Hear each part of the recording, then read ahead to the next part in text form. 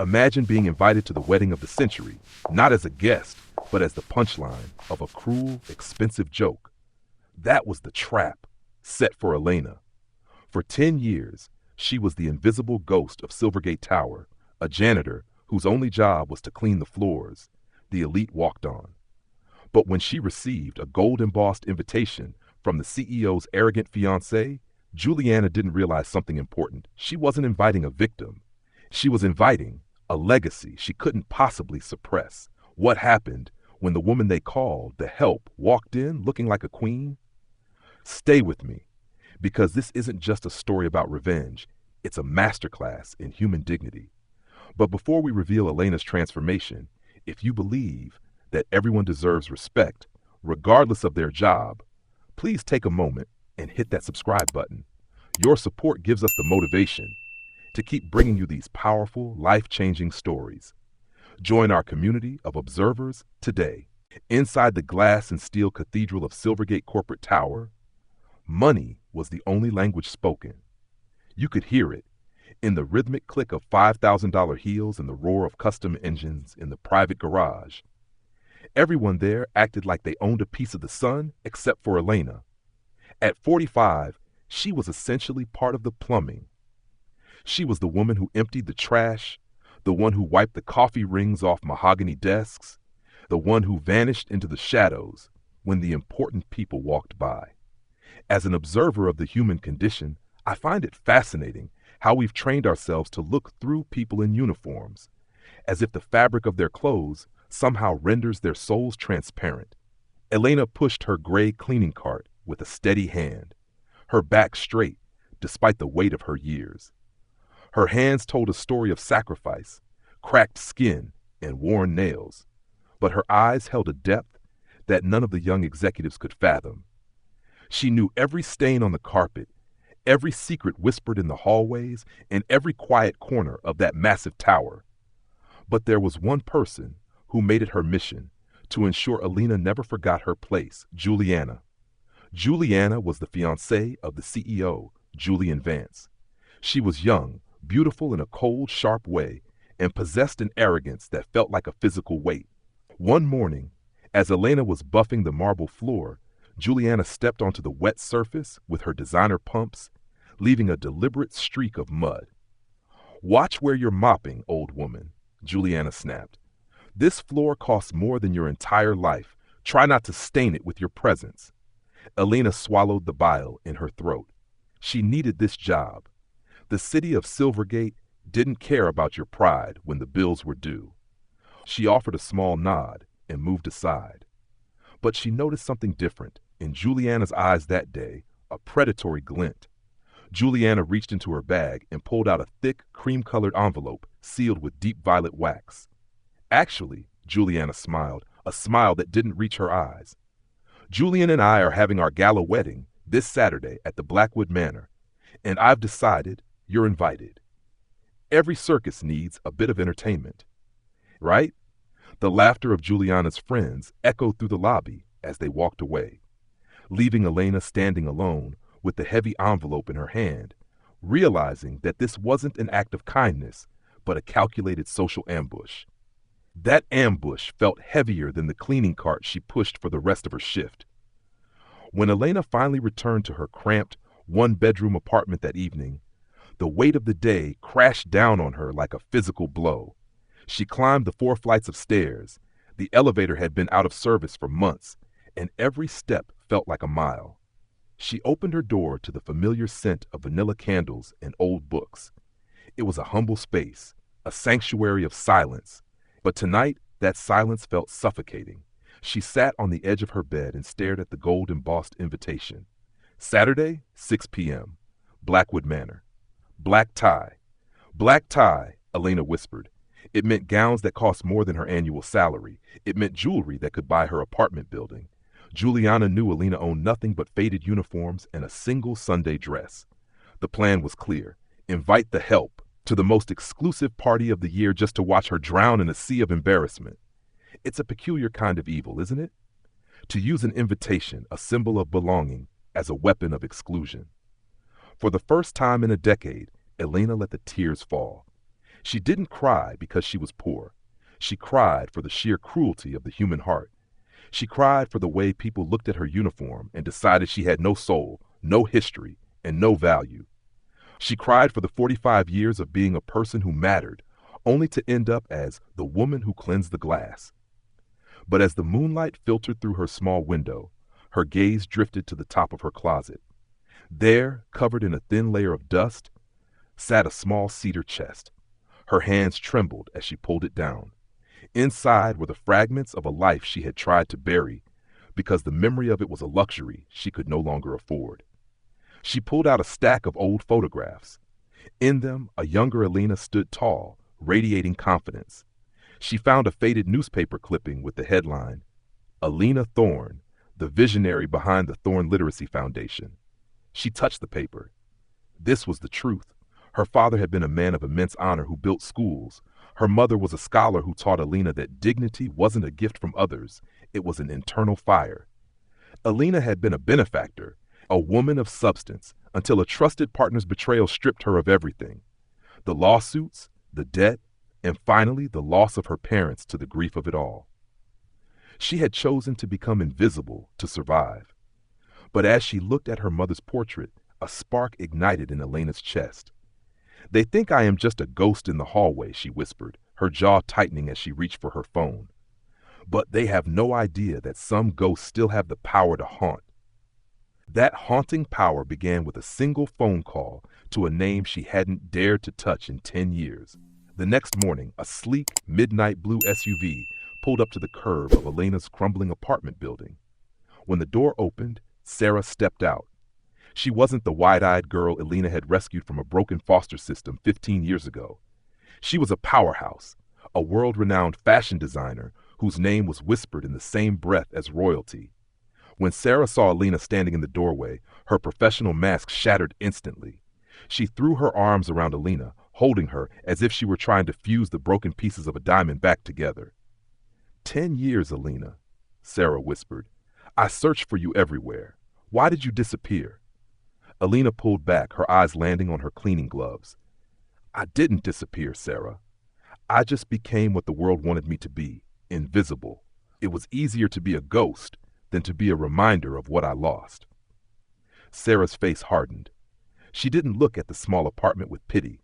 She looked at it with the intensity of a soldier planning a counterstrike. She spread out her leather-bound sketchbook on Elena's scarred wooden table, pushing aside the bills and the wedding invitation. "You are not a ghost," Sarah said, her voice dropping into a low, dangerous tone. "You are the woman who gave me a life when I had nothing. You are the Thorne legacy. And if Julianna Vance wants a show at her wedding, we are going to give her a masterpiece that will silence the entire city." For the next few days, that apartment became a war room. They weren't just picking out a dress. They were designing a statement of defiance. Sarah sketched with a feverish pace, sharp shoulders for authority, flowing lines for grace, and a silhouette that commanded space rather than apologizing for it. As an observer, I've seen that true loyalty doesn't care about the dust on a floor. It only cares about the person standing on it. "Elena," Sarah said, looking up from a bolt of silk she had brought from her private vault, "how do you want them to feel when you walk through those doors?" Elena looked out her window at the Silvergate Tower. "I don't want them to feel afraid. I want them to feel corrected. I want them to realize that the person they mocked wasn't a joke. She was the mirror they were too cowardly to look into." Sarah smiled, a slow, predatory grin. "Then we aren't just making a dress. We are forging armor. This is Blackwood Manor, Elena. They go there to worship money. We are going to show them something they haven't seen in a long time. Class." As the sun began to set on Saturday, Sarah held Elena's hands.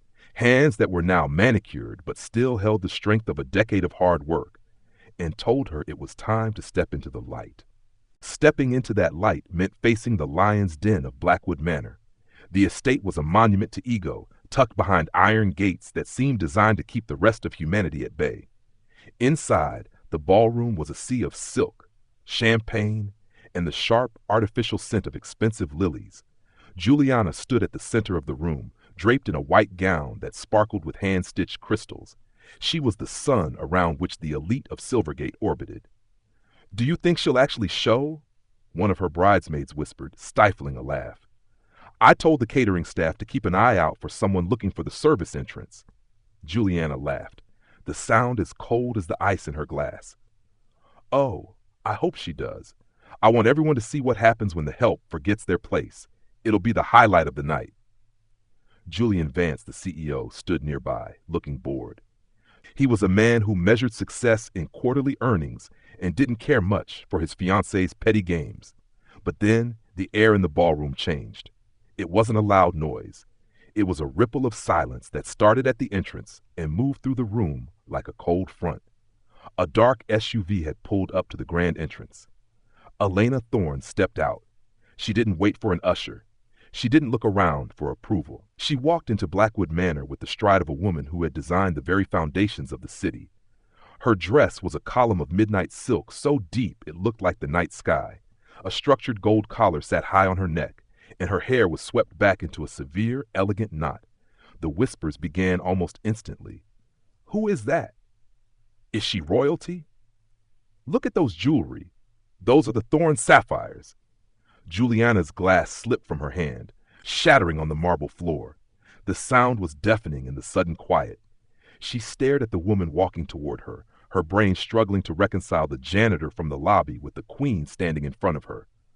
Elena stopped exactly 3 feet from Julianna, her expression as calm as a frozen lake. Wow, Julianna stammered, her voice high and thin. You actually came. You certainly cleaned up well. Elena gave a small, dangerous smile. I've spent 10 years cleaning up after people like you, Julianna. I thought it was time I showed you how to do it with a bit of grace. You see, money can buy you a manner, and it can buy you a dress, but it can't buy you class, and it certainly can't buy you a soul. The silence that followed Elena's words was so heavy you could hear the heartbeat of the room, but the real shock was yet to come. That shock arrived in the form of an elderly man who pushed through the crowd. It was Harrison Wells, the most respected philanthropist in the state. His eyes were wide as he approached Elena. Elena? He whispered. Elena Thorne? Is it really you? Elena turned her head, her gaze softening. Hello, Harrison. It's been a long time. Harrison turned to the crowd, his voice booming. Do you have any idea who this is? Elena Thorne founded the literacy program that saved my own company 20 years ago. We thought the Thorne legacy was gone. To find her here tonight, the shift was instantaneous. The executives who had walked past Elena like air now stepped forward with desperate respect. Julian Vance, the CEO, looked at his fiancée with a cold, newfound clarity. Julianna, Julian said quietly, you told me you invited a joke. You didn't tell me you invited a legend. Julianna looked around, realizing the trap she had set had snapped shut on her own neck. She was no longer the queen of the night. She was a bully caught in the act. She turned and fled toward the balcony, leaving her reputation behind in the shattered glass on the floor. Elena didn't follow her. She turned back to the crowd, her voice steady. I didn't come here to ruin a wedding, Elena said. I came to remind you that the people you don't see, the ones who clean your floors, the ones who vanish when you enter a room, they have names, they have histories, and they have a dignity that your money can never touch. She turned and walked toward the exit, Sarah waiting by the door with a triumphant smile. Harrison Wells caught her arm. Elena, wait, the foundation? We need you back. I'll fund whatever you need. Elena looked at him, then at the city lights flickering in the distance. I'm staying, Harrison, but we're going to build something for the people who are still invisible. As the SUV pulled away from Blackwood Manor, the sun was sinking below the horizon, painting the Silvergate skyline in shades of deep gold. Elena sat by the window, watching the city. In the reflection of the glass, she saw her mother's eyes looking back at her. The crown wasn't on her head. It was in the way she breathed. It was in the way she refused to be erased. As Elena Thorne's SUV vanished into the golden skyline of Silvergate, she left behind more than just a broken wedding.